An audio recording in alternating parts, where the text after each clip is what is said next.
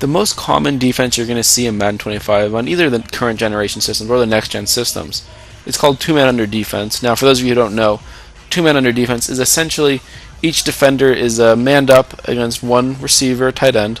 You have your two deep safeties who are in deep blue zones over the top to prevent any sort of deep passing. Your two outside cornerbacks are in press coverage. A lot of people like to press all their defensive backs, and that throws off some timing routes. And so the way we're going to beat that, there's a couple ways to beat that, but the way we're going to show you in this video is called deep outs. It's a concept that is a little bit abused, but mostly in response to two-man under being abused in the first place.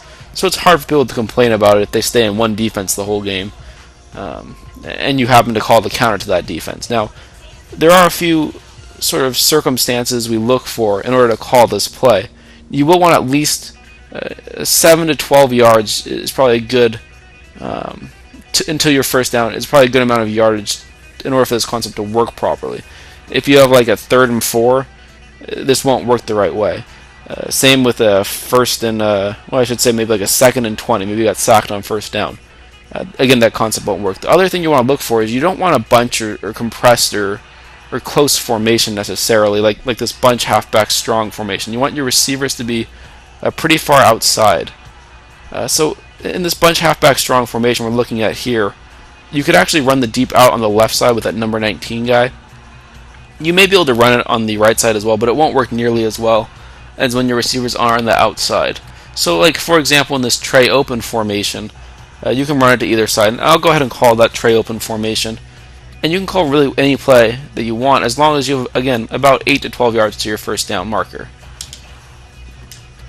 We'll go ahead and find a two-man under defense. Dime normal two-man under seems like a good choice. Now the concept here, again, this you can ignore the play. It's just the concept. The hot route we're going to do here. We put both of our outside receivers on deep out routes that look like this. You may want to block a running back or tight end to give you a little bit extra time to throw it. Now this is a timing route, and the timing is always different because sometimes the defender presses our receiver a little bit longer, sometimes he kind of misses the receiver, and so you will have to focus in on the receiver, and you will have to be pretty sure it's man-to-man coverage in order to throw this. If it's not man-to-man coverage, you could be looking at an interception, or if it's some sort of disguised zone coverage or something like that, again you may be looking at an interception. You want to make this throw right when the receiver makes his break to the outside. If you throw it too late, again, another interception. But if you do it correctly, it'll beat two-man under defense by default every time. Now, there's obviously all kinds of adjustments people can make to stop this with purple zones, defensive ends in purple zones, or outside cornerbacks in those yellow zones, that type of stuff. But in general, you're not going to see that unless you're really abusing this all game, or unless you're playing a really high-level guy who happens to know that you like to use this play.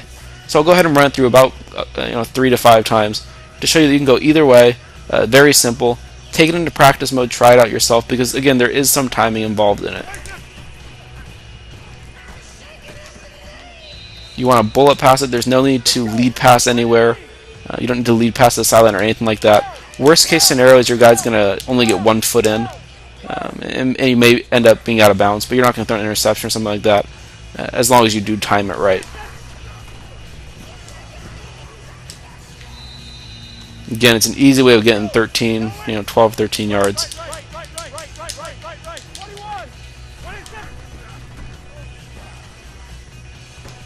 Even if you kind of mistime it like I did there, it's better to throw it a little bit early than it is to throw a little bit late.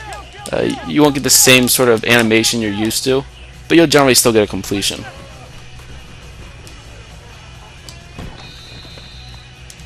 I'll run it one final timer. You can see we've completed every pass. Very easy, very simple. Until your opponent adjusts, you can keep doing this all the way down the field.